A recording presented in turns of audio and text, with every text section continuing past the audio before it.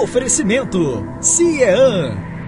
Estamos de volta com o nosso programa Pontos de Equilíbrio, entrevistando hoje o professor Virgílio Viana, superintendente-geral da Fundação Amazônia Sustentável, que nos recebe a todos nós, inclusive você que está em casa. Virgílio, eu queria te convidar agora para nós assistirmos a um quadro direto ao ponto, onde nós vamos conhecer a opinião dos nossos telespectadores sobre educação ambiental.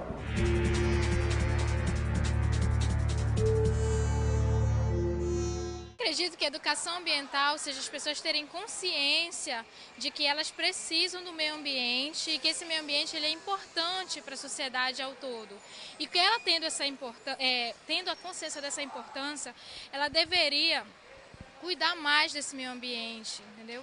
Cuidar mais do meio em que elas vivem, que elas não estão muito fazendo isso hoje em dia. Acho que a educação ambiental é isso.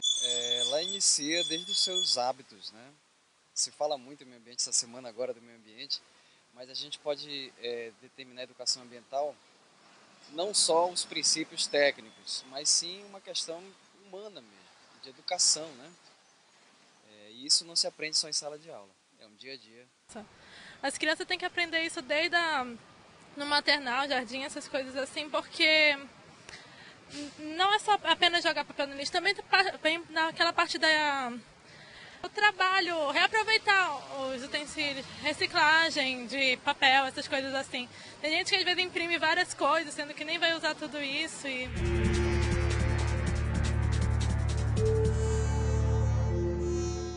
Virgílio, eu gostaria que você falasse um pouquinho mais dos ganhos do Bolsa Floresta. Como foram medidos esses ganhos? Quais são os indicadores do programa? A primeira leitura mais importante é que é um programa que não é de assistencialismo. E isso é um dos grandes problemas de comunicação que nós temos, porque o nome Bolsa remete as pessoas a imaginar um programa de transferência de renda, de assistência social. E o Bolsa Floresta não é isso. Ele tem 4 componentes. O primeiro e talvez mais importante é o investimento de geração de renda. E esse investimento de geração de renda, ele é medido no ingresso por família e no aumento do preço que conseguimos com os investimentos na cadeia produtiva. Cito um exemplo. No caso da castanha, existe uma situação onde o produtor vende para um intermediário, que vende para outro, que vende para outro, que depois de 4 ou 5 mãos termina na prateleira do supermercado. Nós investimos na desintermediação da cadeia produtiva da castanha. Com isso, o preço que há 5, 6 anos atrás era 4 ou 5 reais, passou para 15, 20 reais a lata da castanha paga ao castanheiro. Investindo, por exemplo, no escoamento dessa produção. No escoamento da produção. Abreviar essa cadeia e dar mais ganho para a ponta, que é o extrativista. E não é só na castanha, por exemplo, na produção agrícola. Eu tive, no ano passado, fazendo uma entrega de um barco lá no Rio Madeira, comunidade da Democracia, um barco chamado Zagalo, interpondo os tempos de Copa e tal. Ainda que eu não gosto do Zagalo, é meio retranqueiro, mas enfim. A melancia era vendida no beiradão do Rio Madeira a 70 centavos. Com esse barco, eles passaram a vender na cidade a R$ 2,80, R$ 3 na feira, direto. Multiplica de 70 centavos para 3, vezes 4. E num custo de transporte, o diesel, relativamente barato. Então, com essa desintermediação, é possível aumentar a renda. Então, essa é a maneira de medir o componente renda. E nós investimos em tudo que dá dinheiro, desde que seja legal e não desmate. E mais importante... Turismo, biojós, manejo de lagos, manejo florestal. Pirarucu, cacau, açaí, etc. E o mais importante, essa decisão não é tomada pelos técnicos da fundação. A gente acredita na competência do caboclo e na inteligência dele. Assim, o que, na sua visão, você conversou com o seu vizinho, com a sua mulher, com etc. O que você acha que é mais inteligente para você? Aí nós vamos fazer isso.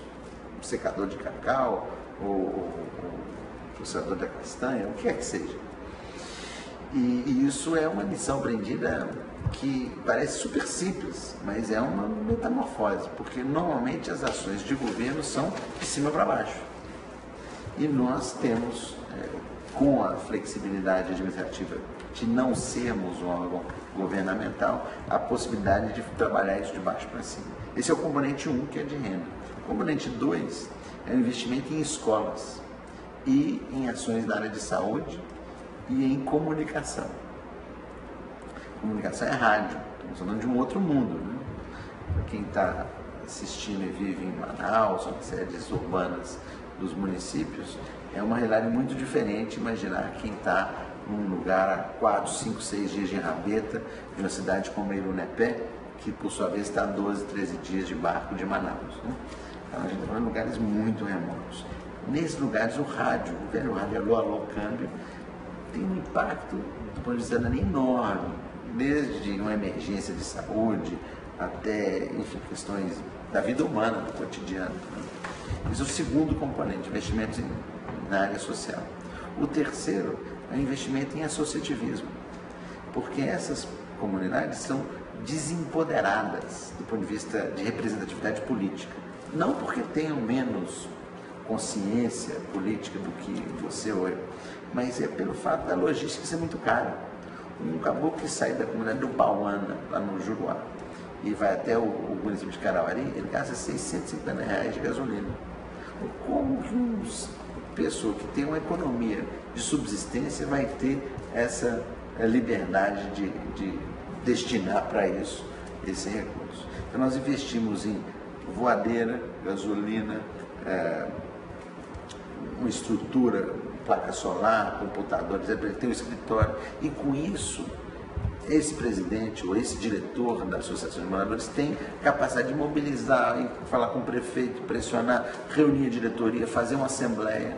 Então esse é o terceiro componente. E o quarto é o transferência de renda, que esse sim é uma doação que é feita às mulheres, que é uma forma de fazer aquilo que o professor Samuel Benchimol defendia, que é de uma certa forma o mundo pagar para a Amazônia e isso chegar aos amazônicos. Ainda que seja um valor pequeno, essa transferência de renda ela tem um valor muito maior para quem vive numa economia de subsistência. Sim, é um impacto significativo. Quem vive do peixe que pesca, da farinha que faz. Então, ter um dinheirinho para quem vai na cidade a cada 6 meses, né, fazer ali uma compra, faz a diferença. Mas não é o ponto principal. Então, eu até agradeço a oportunidade de poder esclarecer que a gente não é um programa de assistencialismo. A gente tem um componente de transferência de renda, mas o mais importante são os investimentos em geração de renda, em educação e outras ações sociais. Muito bem, assim nós chegamos ao final deste bloco. No próximo bloco, Virgílio, nós vamos falar um pouquinho mais da sustentabilidade, propriamente. Até já. Conheça o Memorial Petrônio Augusto Pinheiro. Oferecimento CIEAN.